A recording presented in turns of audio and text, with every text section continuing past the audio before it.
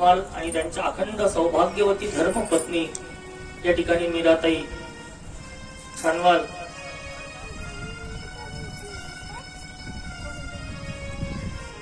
यांच्यातर्फे या भागवत कथेचं आयोजन, नियोजन, प्रयोजन आणि आज कथेची पूर्णत्वाकडे वाटचाल सुरू आहे. आज कथेची सांगता आहे.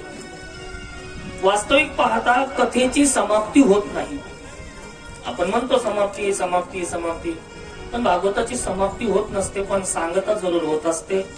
तर आज या ठिकाणी आपल्याला समाप्तीशिवाय आपल्याला दुसरा शब्द माहित नाही, म्हणून आपण म्हणतो समाप्ती आहे, पण सांगता या ठिकाणी जरूर करावी. वास्तविक पाहता भगवंताचं गुणगान कधी थांबावं का? भगवंताची कधी कधी थांबावी का? कथा मात्रैक जीवन, जीवनच माणसाची कथा असावी. तर पहा, अनेक जणांचा सहभाग आहे या कथेमध्ये. आज या जागेचंही काहीतरी पुण्य उदयाला आलं आणि या जागेचाही उद्धार झाला.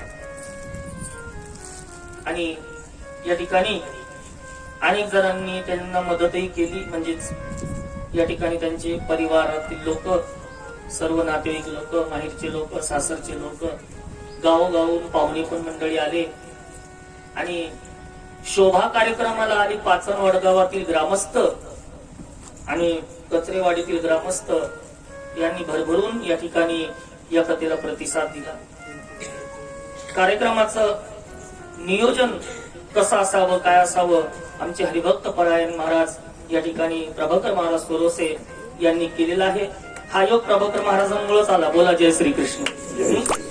त्यांनी यजमानांना आमच्याकडे आणलं आणि या ठिकाणी कथा झाली. आमचे सुनील बोचुंगडेंचाही फोन आला होता मला. आणि या ठिकाणी आज सर्व मंडळी तर आहेच. या ठिकाणी आमच्या आज हरिभक्त परायण जाधव महाराजही उपस्थित आहे, परवा पण आले होते. आणि पहा, या ठिकाणी आम्हाला तबल्याची उत्कृष्ट साथ देणारे आमचे हरिभक्त परायण तबला विशारद आमचे गोरक्षनाथ महाराज नरोडे आणि पेटीवर साथ द्यायला आमचे या ठिकाणी शरद महाराज मोरे, भागवत महाराजही आहेत. सर्व महाराज मंडळी पण आहेत. आमचे काका काशीनाथ बुवा पण आले. तर सगळेच आहेत, सगळे आपलेच आहेत. तर राजाचा प्रश्न आहे की ब्रह्मण्यानां मदान्यानां नित्यं वृद्धोपसेविनां विप्रशापकतमद्भूत वृष्णीनां पृष्ठचेतसां. श्रीकृष्णाचे मुलं नेहमी ब्राह्मणाचे भक्त होते, संतांचे सेवक होते. संत सेवक, ब्राह्मण सेवक नेहमी नम्र असणारे श्रीकृष्णाचे मुलं. आणि या श्रीकृष्णाच्या मुलांनी ब्राह्मणाचा असा कोणता अपराध केला की श्रीकृष्णाच्या वंशाला कुळनाशाचा शाप झाला? म्हणजे असंच असतं राजा, जेव्हा माणसाचा विनाश काल येतो ना, तेव्हा माणसाला विपरीत प्रकारची बुद्धी सुचते. तो धर्मराजा ते पुण्य राशी, का द्यूत खेळे दुर्योधनासी. हरोनी भार्या केली उपाधी, विनाश काले विपरीत बुद्धी. माणसाचा विनाश काळ आला की विपरीत प्रकारची बुद्धी सुचते माणसाला. या कृष्णाच्या मुलांना पण बुद्धी सुचली अशीच. एक दिवस खेळत खेळत पिंडारक क्षेत्रावर गेले. तिथं ऋषींचा आश्रम होता. दुर्वास, भृगु, अंगिरा, नारद, वशिष्ठ, कण्व असे शापातपी शरातपी ऋषी बसलेले होते. आणि या मुलांनी विचार केला, या ब्राह्मणांची परीक्षा पाहावी. ब्राह्मणाची परीक्षा कधी पास जाऊ नये. या ब्राह्मणाला काय येतं, काय येत नाही. जे येतं ते येतं, जे नाही येत ते नाही येत, आपल्याला माहिती. पण ब्राह्मणाच्या परीक्षा पाहण्याचा उद्देश मनात ठेवून जर तुम्ही ब्राह्मणाला प्रश्न करता तर तुमचं समाधान होणार नाही. तुम्ही निराशच होता. हा, एखादी गोष्ट तुम्हाला माहित नसेल तर जरूर ब्राह्मणाला विचारा. ब्राह्मणाला नाही विचारायची तर कोणाला विचारायची, पण परीक्षा पाहण्याचा उद्देश मनात ठेवू नका. या मुलांचा उद्देश परीक्षा पाहण्याचा होता. माणसानं कोणतंही कर्म करावं ना, तर उद्देश चांगला ठेवावा.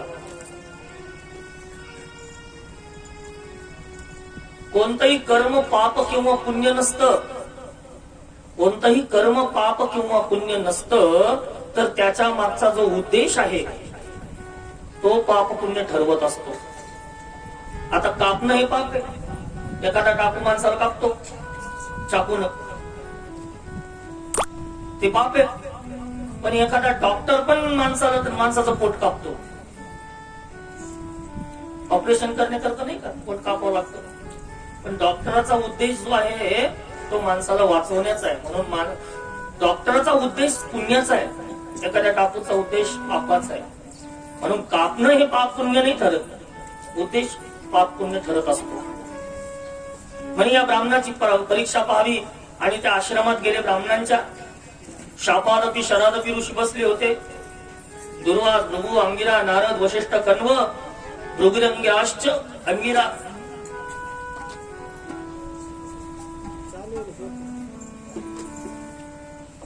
भगवंताच्या 2 नंबरची राणी जिचं नाव आहे जांबवती, काल पाहिली ना आपण. तिचा मुलगा आहे सांब. आणि ते वेशयित्वा श्रीवेशई सांबो जांबवती सुता.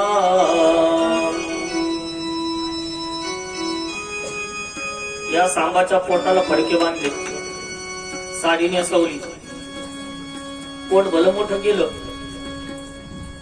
आणि गरोदर स्त्रीचा वेश देऊन तिच्या डोक्यावरून पदर टाकला आणि उभं केलं त्या ऋषींसमोर.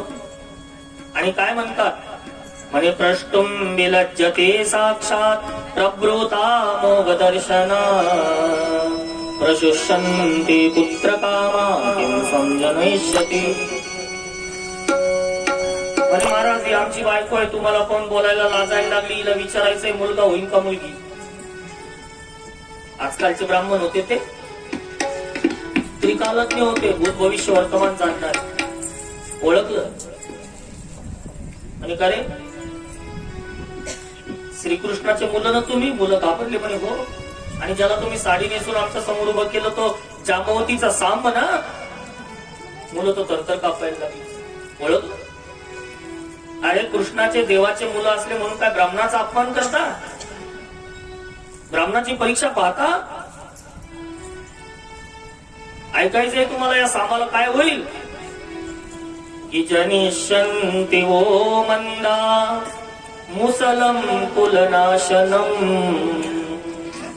या सामाच्या उदरी एक मुसल जन्माला येईल, ते मुसल तुमच्या कुळाचा नाश करेल. आमचा शाप देऊन टाकला.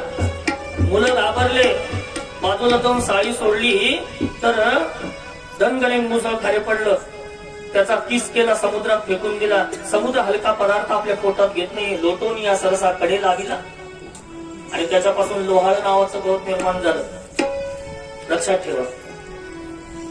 एक कोंडा होता, त्या मुसळाला तो पाण्यात फेकून दिला समुद्रात. तो एका माशीनं गिळला.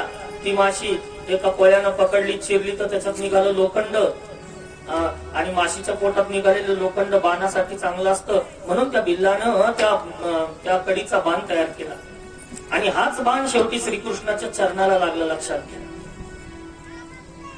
आज सगळे देव भगवंताला शरण आले आणि भगवंताला म्हणतात, भगवान अरे वैकुंठ तुझ्या वाचून ओस पडलाय, चल ना वैकुंठामध्ये. म्हणे येतो मी. देवांचं सात्वन केलं. आज उद्धवांचं आगमन आमच्या भगवंताकडे झालं. भगवान म्हणतात, उद्धव भागवताच्या 11 स्कंदामध्ये श्रीकृष्ण उद्धव संवाद आहे. आमच्या भागवताचा 11 स्कंद सुरू आहे, जो ज्ञानानं ओतप्रोत भरलेला आहे. पैठणच्या नाथबाबांनी तर याच्यावर 11 स्कंदावर टीका केली आणि एकनाथी भागवत तयार झालं. एवढं मोठं भागवतातला फक्त 11वा स्कंद आहे एकनाथी भागवत. म्हणजे हा पूर्ण 11वा स्कंद म्हणजे एकनाथी भागवत आपल्याला एका घंट्यात संपवायचे. कारण काय माहिती का, आपले हे सगळे विषय येत्या 6 दिवसामध्ये होऊन गेले. म्हणून आता पुन्हा पुन्हा पुन्हा पुन्हा ते आपल्याला विषय बोलायचे नाही. फक्त सिंहावलोकन करायचं, विषयाला स्पर्श करायचा आणि पुढे निघायचं. Touch and go. लक्ष असू. 11 स्कंदामध्ये श्रीकृष्ण आणि उद्धवांचा संवाद आहे. भगवान म्हणतात, उद्धव माझी जाण्याची वेळ आता जवळ आली, मी आता जाणार आहे. भगवान जाणार आहे हे जेव्हा ऐकलं उद्धवांनी, उद्धवांच्या डोळ्यामध्ये खळखळ खळखळ खळखळ अश्रुधारा आल्या. आणि भगवान म्हणतात, काय झालं उद्धव? म्हणे भगवान, अरे तू गेल्यानंतर आम्ही कोणाला काय विचारायचं, आम्ही कोणाचं दर्शन घ्यायचं? तूच आमची माता, तूच आमची पिता, आम्ही कोणाकडे पाहिजे?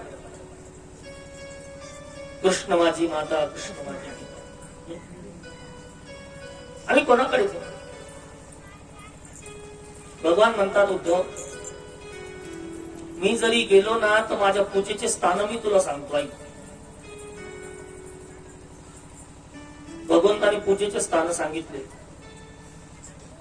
पिंपळाची पूजा माझीच तर पूजा आहे, गायीची पूजा माझीच तर पूजा आहे, तुळशीची पूजा माझीच तर पूजा आहे, ग्रंथाची पूजा माझी पूजा, ब्राह्मणाची पूजा माझी पूजा, वारकरी वैष्णवाची पूजा माझी पूजा आहे, संतांची पूजा माझी पूजा आहे. आपो नारायण हा साक्षात पाण्याची पूजा, समुद्राची पूजा, गंगेची पूजा माझीच तर पूजा आहे. सर्व भूतेषु यः पश्चेत, सगळ्या प्राणी मात्रांमध्ये जे जे दिसे भूत तया माही जे भगवंत, तुम्ही सगळ्यामध्ये मला पहा. आणि भागवताच्या या स्कंदामध्ये सांगितलेले की जोपर्यंत तुम्ही सगळ्यांमध्ये देव असण्याचा भाव तुमच्या मनात आणत नाही आणि नुसती मूर्ती पूजा करता, ते फक्त नाटक आहे, ती फक्त भगवंताची विटंबना आहे. याला नाव ठेवून त्याची पूजा करायची, त्याला नेऊन नाव ठेवून याची पूजा, केवळ अथवा विटंबनम. म्हणून सगळ्यांना समदृष्टीने पहा, सगळ्यांमध्ये देव पहा. एकामध्ये शत्रुभाव, एकामध्ये मित्रभाव असा भाव ठेवू नका, सगळ्यांमध्ये समभाव ठेवा. अशी जर तुम्ही भक्ती करताल तर तीच भगवंताची पूजा आहे, नाही तर मग फक्त विटंबना आहे. दुसऱ्याला नाव ठेवून घरामध्ये मूर्तीची पूजा करणं म्हणजे मूर्तीची विटंबना आहे, असं भागवतात सांगितलेलं आहे.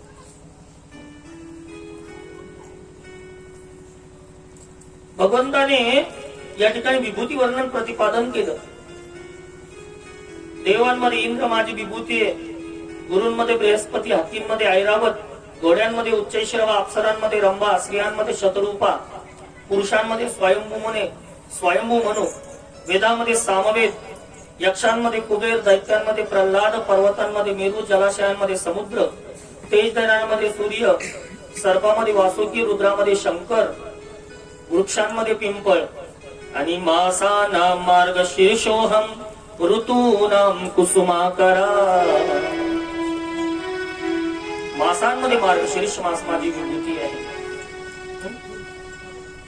हिंसक प्राण्यांमध्ये सिंह, इंद्रियांमध्ये मन, जातीमध्ये ब्राह्मण, कीर्तन करणाऱ्यांमध्ये नारद, प्रजेमध्ये राजा, भक्तीमध्ये पितृभक्ती, कीर्तनामध्ये हरिकीर्तन, धान्यांमध्ये गहू, अप्सरांमध्ये पूर्वचित्ती, धान्यांमध्ये गहू, आणि दुनियाचे जेवढे धातू आहे त्याच्यामध्ये सोनं माझी विभूती आहे. म्हणजे ज्या गोष्टीमध्ये जे श्रेष्ठ आहे ती भगवंताची विभूती आहे, असं विभूती वर्णन या ठिकाणी सांगितलं. आणि हे सांगत असताना भगवंताला त्यांचे पूर्वज यदू महाराज आणि अवधूतांचा संवाद आठवला. म्हणतात, उद्धव आमचे जे पूर्वज होते यदू महाराज एकदा चिंताक्रांत बसले होते, नग्न दिगंबर अवधूतांची स्वारी येताना दिसली. तर अवधूत दत्तात्रयांना अर्घ्य त्यांना घरी आणलं. दिगंबर दिगंबरम वक्त्र विकीर्ण केशम, घरी आणलं दत्तात्रयांना.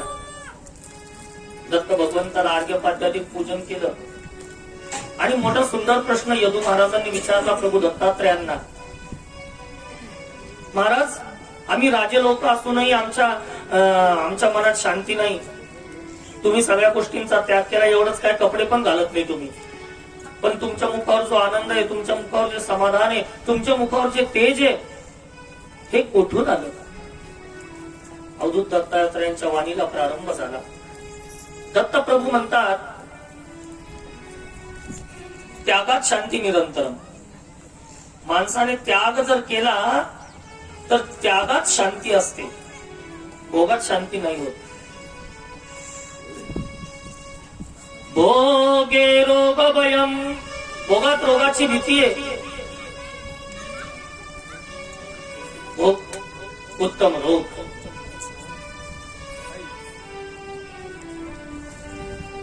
म्हणे महाराज मोठं सुंदर बोलता तुम्ही, कोणत्या गुरुचा आश्रय घेतला तुम्ही, तुमचे गुरु कोण? संति मे गुरवो राजन मम मोद्युमुपाश्रिता. माझ्या बुद्धीला पटणाऱ्या, माझं काय एक गुरु आहे का? अवधूत म्हणतात माझ्या बुद्धीला पटणाऱ्या 24 गुरूंचा मी या ठिकाणी आश्रय घेतला. 24 गुरु आहेत माझे. जो जयाचा मी घेतला गुण, तो म्या केला गुरु जान. गुरुसी आले अवेरपण, भिन्न भाव कोठे दिसेना. ज्याचा जो मी गुण घेतला तो गुरु केला, मला ज्याच्यात गुण दिसला तो. बरं गुरु एक करावा असं काही आहे का? हा, कानात जो कान फुकतो तो मंत्र देतो तो एकच असावा. पण शिक्षा गुरु जे आहेत, शिक्षा गुरु तुम्ही किती पण करू शकता.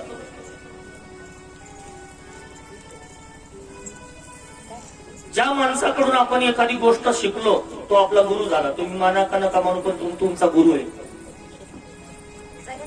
मग एखादं लहान लेकरू पण म्हाताऱ्याचं गुरु असू शकतो, वयाचं काही नसतं.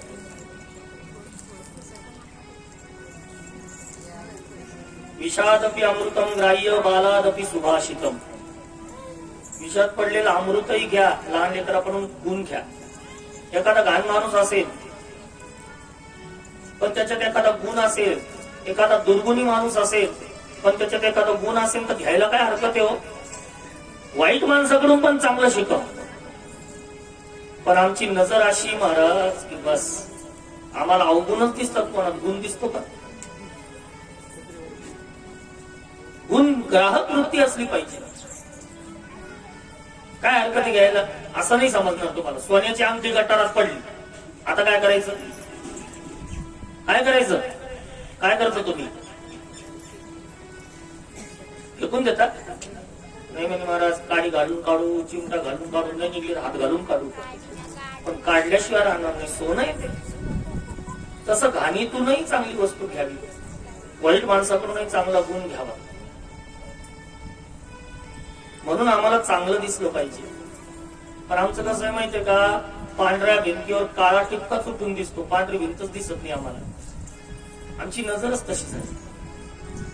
आम्ही लोकातलं वाईटच आधी पाहतो, चांगलं आम्ही पाहतच नाही. म्हणून चांगल्या गोष्टी आम्हाला घेता आल्या पाहिजे. गुणग्राहक वृत्ती माणसाची असली पाहिजे. एकदा अकबर राजाला नाही का सगळं नगर हिरवं वाटायला लागलं. म्हणे सगळ्या नगराला हिरवा रंग द्या. म्हणे महाराज करोडो रुपये लागतील. म्हणे मला माहित नाही, मला उद्या सगळं हिरवं दिसलं पाहिजे. सगळे मंत्री परेशान झाले. म्हणे राजा काही काढतो. बिरबल आला, म्हणे मला फक्त 20 रुपये द्या, मी राजाला सगळं हिरवं दाखवतो उद्या. दुसऱ्या दिवशी बिरबलानं हिरव्या रंगाचा चष्मा आणला आणि राजाला घालायला दिला. राजाने डोळे उघडले तर सगळं हिरवंच दिसायला लागलं. नगर सुधारलं का? नाही, दृष्टी सुधारली. तुम्ही ज्या माणसाला ज्या दृष्टीनं पाहताल तो माणूस तुम्हाला तसा दिसेल. नजरिया बदललो आपला. गाय उभी होती, एक ब्राह्मण बुवा आले, गायीला पाहून नमस्कार केला, निघून गेले. गाय तिथंच उभी. एक गवळी आला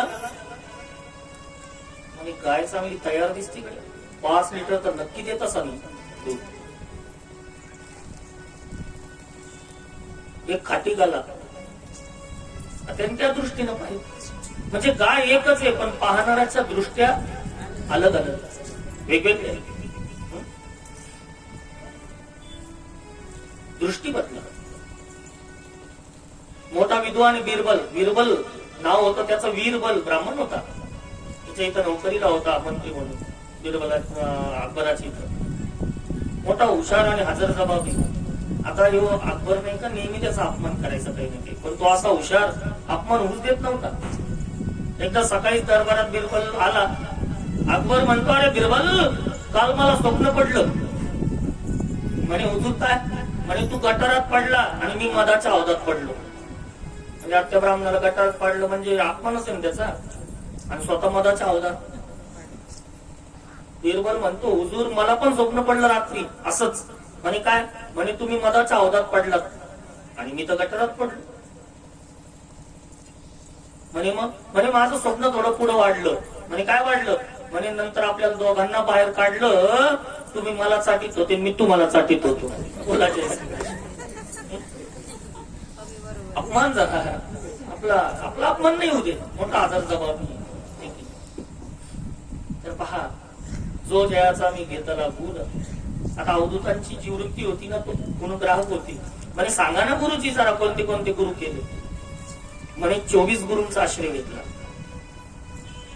म्हणे पृथ्वी वायुराकाशो आपो निश्चंद्रमा रवी कपोतो अजगर सिंधू पतंगो मधुकृत्कजा मधुहा हरिणो मीन पिंगला पूर्णोर्भका कुमारी शरकृत सर्प पूर्णनाभे सुते शक्र.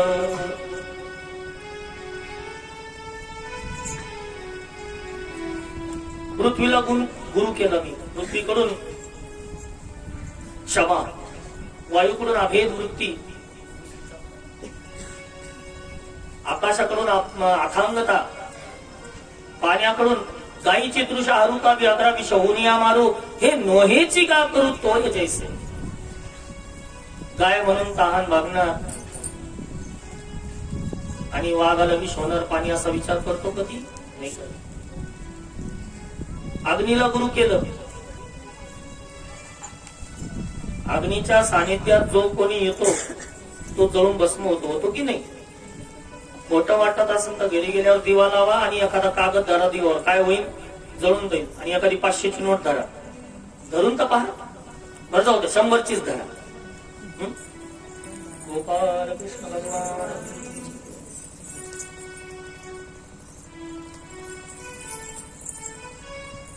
अग्नी विचार करणार नाही की ही नोट याला कशाला जाळायचं. अग्नी विचार करणार नाही.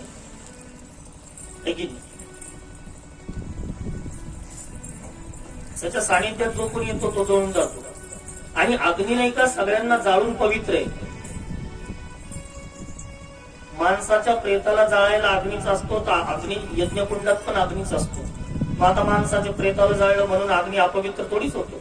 तसं माणसाचं मन पवित्र पाहिजे. कर्म कोणतं जरी घडलं हातून तरी मन प्रसन्न पाहिजे, मन चांगलं पाहिजे. चंद्राला कला असतात, चंद्र लहान मोठा होत नसतो. तशा आत्म्याच्या कला आहेत. बालपण, तरुणपण, म्हातारपण या आत्म्याच्या कला आहेत.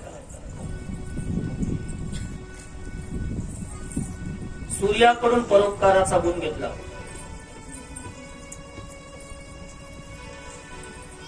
कपोत कश्चितारण्ये. एक कबुतराचं जोडपं होतं अरण्यामध्ये. पिल्ले होते. कबुतरने धान्य आणायला गेले तर कबुतराला एका पारध्यानं पकडलं. म्हणून ती कबुतरीन नाही का त्याची बायको आपल्या नवऱ्याला मुक्त करण्यासाठी काय करू लागली? जाळं कुरतडू लागली. लहान लेकरांना पकडलं, पिल्लांना. तर त्या पारध्याने त्या कबुतराला पण पकडलं. आता आपले पोरं आणि आपला नवरा अडकला म्हणून ती बायको पण आली आणि जाळं कुरतडू लागली. मुक्त करण्यासाठी आपल्या परिवाराला कबुतरही जाळं कुरतडू लागलं. पण त्या पारध्याने त्याला पण पकडलं. आधी पिल्ले पकडले, नंतर बायको पकडली, नंतर स्वतः पण तो जाळ्यामध्ये अडकला गेला. आधी मुक्तच होता पण नंतर पकडला गेला. कशामुळं? माझं म्हणल्यामुळं. मग याच्यावर काय शिकवू आम्ही? म्हणजे आपण पण मुक्तच आहे, पण हे माझं ते माझं म्हणल्यामुळे आम्ही बद्ध झालो. मुक्त होता परी बळे झाला बद्ध घेऊन या छंद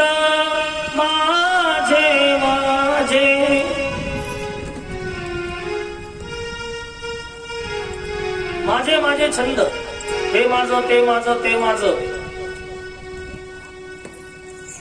म्हणून या ठिकाणी आता तरी सावध व्हा. मुक्त होता परी बळी झाला बद्ध घेऊन या चंद माझे माझे. अजगराला गुरु केलं. अजगर पोटासाठी कधीच धडपड करत नाही. समोर भक्ष आलं तर गिळंकृत करावं, नाही तर उपाशी राहावं किती काही दिवस. तसं माणसाने पोटासाठी धडपड करू नये. तुझी चिंता त्यासी सर्व आहे. का चिंता करत बसतो?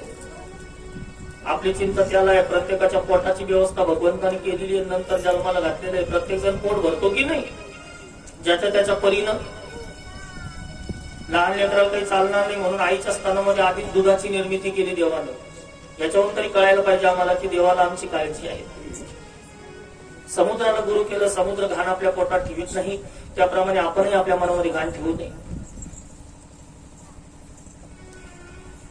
पतंग नावाचा जीव दिव्याशी एकरूप होतो, जळून जातो तेव्हा शांत बनतो. तसं माणसाने देवाशी एकरूप होण्यासाठी पतंगासारखी धडपड करावी. मधमाशीला गुरु केलं. मधमाशी काय करते? या फुलावर बसते, त्या फुलातून मध घेते, त्या फुलातून मध घेते आणि त्या मोहळामध्ये जमा करते. भलं मोठं मोहळाची पोळी होती. खात नाही मध, खाण्यासाठी जमा करते पण खात नाही. काय म्हणते माहितीये का? उद्या खाऊ, उद्या आलं की उद्या खाऊ, उद्या आलं की उद्या खाऊ. बरी मोठी पोळी होती मधाची. एक दिवस काय होतं, तुमच्या आमच्या सारखा कोणी माणूस जातो आणि मधाचं ते मोळ हुलून देतो आणि मधाची पोळी घेऊन जातो. मधमाशा तशाच मस्त रूपाशी. ही कथा मधमाशीची थोडीच आहे, ही तर आमची कथा आहे. उपभोग घ्या पैशाचा, खर्च करा पैसा. नुसतं साठवून तरी काय होणार? उद्या करू म्हणे, उद्या करू म्हणे. पुण्य करायचं उद्या करू, दान करायचं उद्या करू, धर्म करायचा उद्या करू, भागवत ऐकायला जायचं उद्या ऐकू, उद्या हे करू, उद्या हे करू ते करू. पुण्य साधू धन द्रव्य मिळवू, मंदिरे तोर बांधू. भ्रमी शुद्ध वेड्या आहे राहणे, उद्या काय होईल हे कोण जाणे. उद्या काय होईल हे कोणाला काय माहिती. म्हणून कल करेसो आज कर, आज करेसो आज आता ताबडतोब. आहे की नाही? आताच कर. काय जातो इकडे तिकडे? नाही तर एक दिवस यमाजी पंत येतील आणि आपलं मोळ हुलून घेऊन जातील. सगळं तरच बसावं लागेल. काय भरोसा आहे काही? क्या भरोसा आहे? दुर्लभो मानुषो देहो देहिनां क्षणभंगुरः तत्रापि दुर्लभम मन्ये वैकुंठ प्रिय दर्शनम. क्या भरोसा है इस जिंदगी का, साथ देते नहीं ये किसी का. क्या भरोसा है इस जिंदगी का, साथ देते नहीं ये किसी का. भरोसा है इस जिंदगी का, साथ देते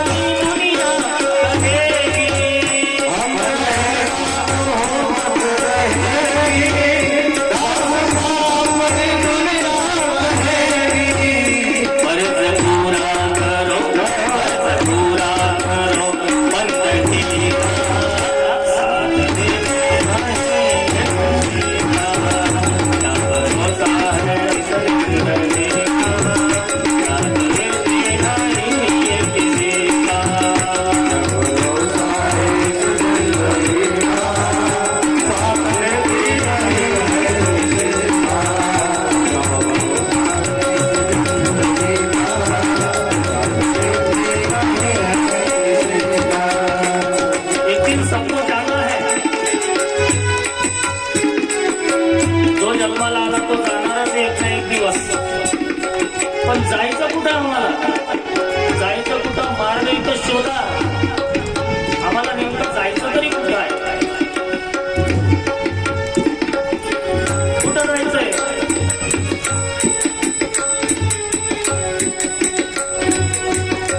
आखिर हमको है कभी न जाना, शाम चरणों का लेकर ठिकाना. आखिर हमको है कभी न जाना, शाम चरणों का लेकर ठिकाना. आखिर हमको है कभी न जाना, जाना जाना शाम चरणों का लेकर ठिकाना. आखिर हमको है कभी न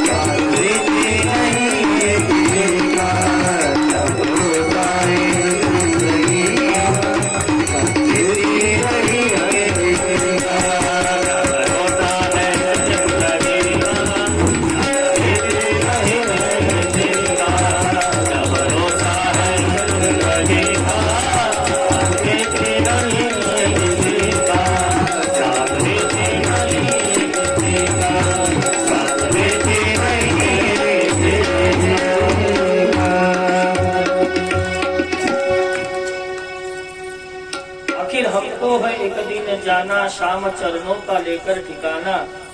काम बन जाएगा आदमी का, साथ देती नहीं ये किसी का. भुंग्यानं गुरु केलं पुढचं. भुंगा नाही का कमळामध्ये अडकतो. एरवी लाकडाचा भुगा करणारा भुंगा कमळाच्या कोमळ पाकळ्या कुरतडू शकत नाही, कारण गंधाला बळी पडला. हे 5 जण 5 विषयाला बळी पडले पहा. कुरंग मातंग पतंग भृंग, मीना हते पंच बिरेव पंच. शब्द स्पर्श रूप रस गंध हे 5 विषय आहेत. याला 5 जण बळी पडले. हरणाला गुरु केलं. हरणाच्या बेंबीमध्ये कस्तुरी असते पहा, वास येतो हरणाला. ती कस्तुरी जेव्हा फुटते ना, कृष्ण हरण असत, असा सुगंध सुटतो सगळ्या जंगलात. पण त्या हरणाला मरेपर्यंत पत्ता लागत नाही की हा वास यायला कुठून. मरत पण पत्ता नाही लागला. कुठून येत होता वास? त्याच्याच बेंबीतून. पण त्याला मरेपर्यंत पत्ता लागला नाही. ही कथा आपली पण आहे. या देवाला रामेश्वरला पाहाय, बद्रीनाथला पाहाय, केदारनाथला पाहाय, जगन्नाथपुरीला पाहाय. 4 धाम झाले पण देव नाही दिसला आम्हाला. कारण का? म्हणे आम्ही आमच्या हृदयातल्या देवाला जाग केलं नाही. आधी आपल्या हृदयातल्या देवाला जाग करा आणि मग तीर्थयात्रा करा. मग पहा तुम्हाला प्रत्येक धामात गेल्यानंतर कणाकणामध्ये देव दिसतो की नाही. तुझे आहे तुझं पाशी परी तू जागा चुकलाशी. जवळी असून तुझ्या श्रीराम, कशाला हिंडतो 4 धाम. शरीर हे द्वारकापुरी, अयोध्या काशी पंढरपुरी. जवळी असून तुझ्या घनश्याम, कशाला हिंडतो 4 धाम. माझे माझे मनसी सारे, आहे ते ओझे काळाचे. याचा अर्थ असा नाही की तुम्ही तीर्थयात्रा करू नका, असा बिलकुल अर्थ घेऊ नका. तीर्थयात्रा करू नका असा अर्थ नाही. तर तीर्थयात्रा आधी जवळच्या देवाला चालू करा, मग धामाची यात्रा करा. नाही तर गल्यान गोयान घाणच दिसल. पण हृदयात जर देव प्रकट केला तर कणाकणामध्ये देव दिसल. माशाला गुरु केलं. पिंगला नावाच्या वेश्येला गुरु. आता वेश्येमध्ये काय गुण आहे बरं? पण आमच्या दत्तात्रयांना वेश्येत पण गुण दिसला. एक पिंगला नावाची वेश्या. पिंगला नाम वेश्यासीत विदेह नगरे पुला. विदेह नगरामध्ये एक पिंगला नावाची वेश्या राहत होती आणि नटून तटून बसली. संध्याकाळच्या वेळेस गिराईकाची वाट पाहत हावभाव करू लागली, नखरे करू लागली गिराईकाला येण्यासाठी. या पैसे द्या, माझा उपभोग घ्या. रोज हजारो जोडीजीच्या दारात सुटावी, धंदाच तिचा तू. सोन्याची माळी बांधली, एवढा पैसा कमवला. आज नटून तटून बसली, पण हिचा आज योग असा की तिच्याकडे कोणी येईच ना. गुणवायला लागली, कोणी येईना. हावभाव करायला लागली, कोणी येईना. 10 वाजले रात्रीची, कोणी आलं नाही. रात्री 12 वाजले, कोणी आलं नाही. 1 वाजला, 2 वाजले, सकाळ झाली, कोणीच आलं नाही. आणि सकाळ झाल्यानंतर पिंगलेला वैराग्याची प्राप्ती झाली. शुद्धदेवजी भागवतात कथा सांगतात की असंच जर माझ्याकडे रोजच जर कोणी नाही आलं तर. कोणासाठी कमवली मी ही संपत्ती? ना मला पती, ना मला कोणी. कोणासाठी करू मी हे पाप? कोणासाठी करू हे पाप? मी कोणासाठी करू? आणि म्हणून कमवलेली सगळी संपत्ती दान करून टाकली आणि कृतकर्माचा पश्चाताप करून या ठिकाणी पिंगलेचा या ठिकाणी उद्धार झाला. शुद्धदेवजी भागवतात कथा सांगतात. अर्भकाला गुरु केलं, लहान लेकराला. लहान लेकराचं मन किती स्वच्छ आहे हो, किती सुंदर आहे, किती सुंदर आहे. काही सांगा लेकराला खरं वाटतं. तुम्ही जे सांगाल ते लेकराला खरं वाटतं. लहान लेकरासारखं मन ठेवा. पण आमचं मन एवढं गलिच्छ झालं, कुठं खरं बोलावं, कुठं खोटं बोलावं, कुठं काय बोलावं आम्हाला सगळं समजतं. लहान लेकराच तसं नाही. लहान लेकरासारखं स्वच्छ मन ठेवा आणि निर्मळ मनातच मग उपदेश राहत असतो. एका गरीब कुटुंबात त्यांच्या नातेवाईकाचं लग्न होतं. गावामध्ये नाही का त्यांचे पाहुणे येणार होते या गरीब कुटुंबाचे लग्नाला. तर पाहुणे येणार होते तर बायको म्हणाली नवऱ्याला, म्हणजे अहो आपल्या गावात नाही का लग्न आहे ना, आपले पाहुणे येणारे लग्नाला. म्हणे मग म्हणे चहा पाण्याला बोलावं लागत नाही तर पाहुणे नाव ठेवती. गावात गेलो पण बोलवलं नाही. म्हणजे अगं बोलवायला काय सोपं आहे का? चहा तर करावं लागत ना. कुठून आणू साखर, कुठून आणू पत्ती, कुठून आणू दूध, माझं तर 1 रुपया नाही. बायको म्हणाली, अहो तुम्हाला ना काही समजतच नाही. बाईचं ठरलेलं असतं नवऱ्याला, कधी ना कधी ती म्हणतीस तुम्हाला ना काही समजतच नाही. माझी बायको तुम्हाला नेहमी म्हणते तुम्हाला ना काही समजतच नाही. मग मी पण एक दिवस म्हणलो मला काही समजत नव्हतं, हे तुम्हाला आधी समजायला पाहिजे होतं. मी होते म्हणून धकलं महाराज यांचं, नाही तर यांचं काही खरं नव्हतं. दुसरीन सहन नसतं केलं असं नक्की म्हणते. नवरा म्हणतो आता याच्यात काय समजायचं देवी, कुठून आणू साखरपत्ती. म्हणे ना तुम्हाला नाही समजत. हे बघा आता आपल्या इथं पाहुणे येणारे तर आपल्या पिंट्याच्या हातात निदान 10ची नोट तर देऊन जातील, देत असतात पाहुणे, कमीत कमी 10 रुपये तर देतील. एक काम करा, उधारानं दुकानदाराकडून आणि आपल्या पिंट्याच्या हातात 10 रुपये दिले की ते घ्या आणि दुकानदाराची उधारी देऊन टाका. कधी कधी बायको चांगला पण सल्ला देते, पण ऐकायला पाहिजे. कधी कधी ऐकाव बायकोच, पण कधी कधी बर का, नेहमी नाही. बोलवलं पाहुण्याला, गेला दुकानदाराकडं, 3 रुपयाची साखर, 3 रुपयाची पत्ती, 3 रुपयाचं दूध, 1 रुपयाची सुपारी, 10 रुपयाची उधारी केली. आला घेऊन, पाहुण्यांना बोलवलं, पाहुण्यांचा चहा पाणी झालं, पाहुणे निघाले. आई म्हणते पिंट्या पाया पड ना. म्हणे आई 2दा पडलो, पण त्यांचं काही खिशात हात गेलाच नाही, त्यांचं काही ध्यानात येते ना. म्हणे असं काय करतो, पडताय. पाहुणे निघाले आणि मग लांब गेल्यानंतर पाहुण्याच्या लक्षात आला, अरे काहीतरी द्यावं म्हणून. म्हणे अरे पिंट्या इकडे इकडे, अरे विसरलोच मी, हे घे तुला पैसे खाऊला. म्हणे नको काका. अरे घे रे. म्हणे नको, घे घे, नको. आई आली, म्हणे पिंट्या घे घे, तसं म्हणू नये, काकाला रागीन, घे बर का. म्हणे मी नाही घेणार. अरे घे, मी नाही घेणार. आई म्हणायला याला मी म्हणलो होतो 2दा 3दा नाही म्हणत जाऊन 4थ्यांदा घेत जाऊ. याला समजा कसं. आई पण चिडली, म्हणे काऊन नाही घेणार, घे. म्हणे मी नाही घेणार आई. म्हणे काऊन नाही घेणार. म्हणजे आई तू तर म्हणली होती की 10 रुपये देतील आणि हे तर 5च रुपये द्यायला, मी नाही घेणार. काय समोरच किती निर्मळ म्हणे, किती निर्मळ म्हणे, ऐक नाही. असं निर्मळ मन पाहिजे, तरच उपदेश राहत असतो. लहान लेकरासारखं समजत नाही त्याला, कुठं कुठं बोलावं, कुठं खरं बोलावं.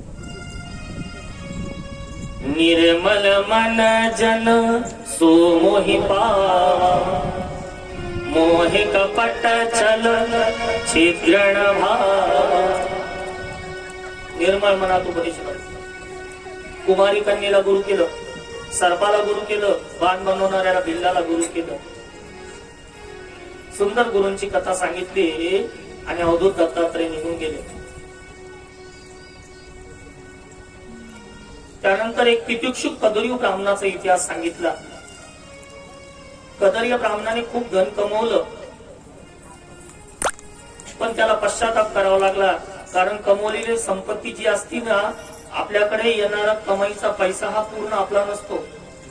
आपल्याला 100 रुपये जर भेटले तर 10 रुपये त्याच्यात देवाचे, 10 रुपये देवासाठी खर्च करा. 1000 रुपये जर आपल्याला रोजची कमाई आहे तर त्यात 100 रुपये देवाचे. तुम्हाला महिन्याला 10,000 रुपये भेटतात तर 1000 रुपये देवासाठी काढून ठेवा. लाख रुपये भेटले तर 10,000 रुपये देवाचे, देवासाठी खर्च करा. तेव्हा ते धन तुम्हाला सुख देईल, आरोग्य देईल, ऐश्वर्य देईल, समाधान देईल, बरकत देईल. आणि देवा धर्मासाठी खर्च जर केला नाही तर मग त्या धनाला जायला वाटा खूप आहेत. पोलीस आहेत, कोर्ट आहे, कचेरी आहेत, काही नाही तर दवाखाने आहेत.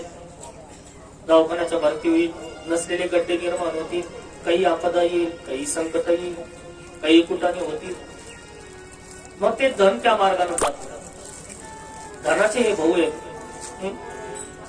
तर पहा, कदरियाने कृतकर्माचा पश्चाताप करून कदरियाचा उद्धार झाला. उद्धवाने भगवंताला नमस्कार केला. उद्धवजी महाराज निघून गेले. भगवान आपल्या कुळाचा नाश पाहतात.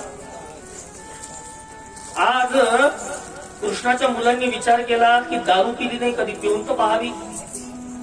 म्हणून या ठिकाणी वरुणी मदराम पित्वा, वारुणी नावाची मदिरा प्राशन केली.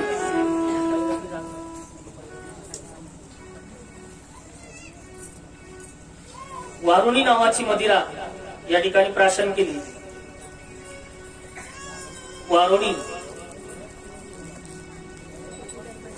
वारुणी मदिराम पित्वा, दारू चढली, भांडू लागले.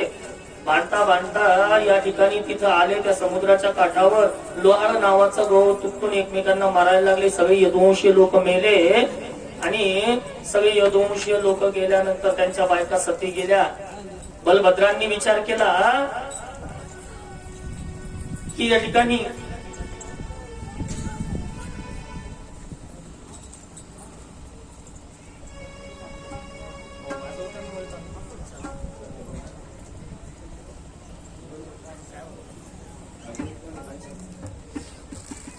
तर पहा सगळे गेले. बलभद्रांनी विचार केला आणि त्यांनी पण शेषाचं रूप धारण केलं आणि क्षीरसागरात शयन केलं. बलभद्र निघून गेले. बोला बलभद्र भगवान की जय. बलराम दादा गेले. आता भगवान प्रभास पाटण क्षेत्रावर आले. प्रभास क्षेत्रावर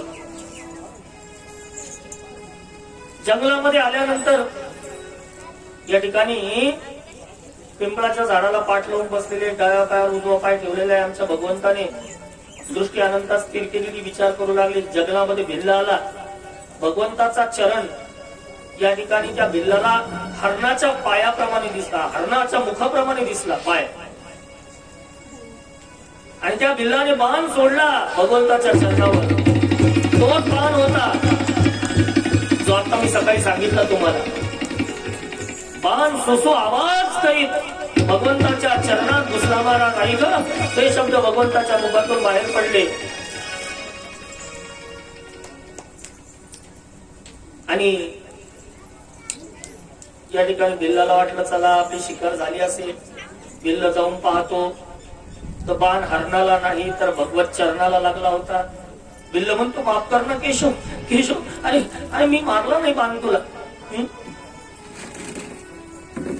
भगवान म्हणतात किमावर्जरे त्वमुत्तिष्ठ कामयेष कृतो हि मे अद्यनो भगवद्ज्ञातं स्वर्गं सुकृतिनां परम. ते बिल्ला उठ,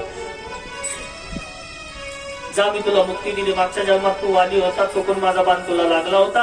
आता तो बाण मी वापस घेतला. फक्त द्वारकेत जा आणि द्वारकावासी सर्व लोकांना सांग की आजपासून 7 दिवसांनी द्वारका जलमय होईल, पाण्यात बुडेल. भगवंताला अनन्य भावे नमस्कार करून भिल्ल या ठिकाणी निघून गेला. भगवंताने पद्मासन घातलं आमच्या श्रीकृष्णाने. बद्ध पद्मासनस्थम आणि प्राणायामे विनियोग. भगवंताने प्राणायाम केला आणि भगवंताने प्राणायाम करताच आमच्या भगवान गोपाल कृष्णाची ज्योत अनंतात विलीन झाली. बोला गोपाल कृष्ण भगवान की जय. अनंतात विलीन झाली. कृष्ण मेला, कृष्ण गेला असं म्हणू नका. संपला संपला भगवान गोपाल कृष्णांचा अवतार संपला. शुकदेवजी महाराज म्हणतात सौदामिन्याम यथाकाशे, आकाशात वीज चमकावी आणि सवेची नाहीशी व्हावी तशी भगवंताच्या शरीरातून फक्त एक वीज चमकली आणि भगवान सदैव निघून गेले. कुठं गेले, काय गेले, कोणालाच दिसले नाही. आकाशात सगळे देव आले होते हातात फुलं घेऊन की भगवान यायला लागला, भगवंताचं स्वागत करू. पण भगवान त्यांना वर येताना दिसलाच नाही. संत म्हणतात तो भगवान वर गेला नाही श्रीकृष्ण, तो खाली गेला नाही, तो पुढे गेला नाही, तो मागे गेला नाही, तो उजवीकडे गेला नाही, तो डावीकडे गेला नाही, तर तो भगवान या ग्रंथामध्ये प्रविष्ट झाला. म्हणून हा ग्रंथ नाही. तुम्ही याला ग्रंथ म्हणता तर तो मूर्खपणा आहे. ग्रंथ नव्हे हा श्रीकृष्ण गीते वेदी मनपूर्ण. नाथभाव म्हणतात पैठणचे येशाम वाङ्मयीन मूर्ती.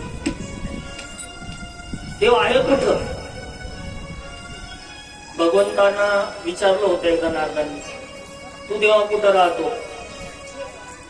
मनिनाहं वसामि वैकुण्ठे योगिनां हृदये नमो मद्भक्त्या यत्र गायन्ति तत्र तिष्ठामि नारद. जे देव माझे भक्त मोठ्या प्रेमाने भजन करतात मी या ठिकाणी तेथे राहतो. ज्या सुखाकाराने देव वेडावला वैकुंठ सोडोनी संत सदनी राहिला. मंदिरात राहत नाही देव.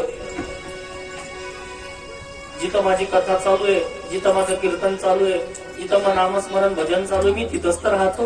योगी लोकांच्या हृदयात पण नाही राहत. ज्या सुखाकारणे देव वेडावला, ज्या सुखा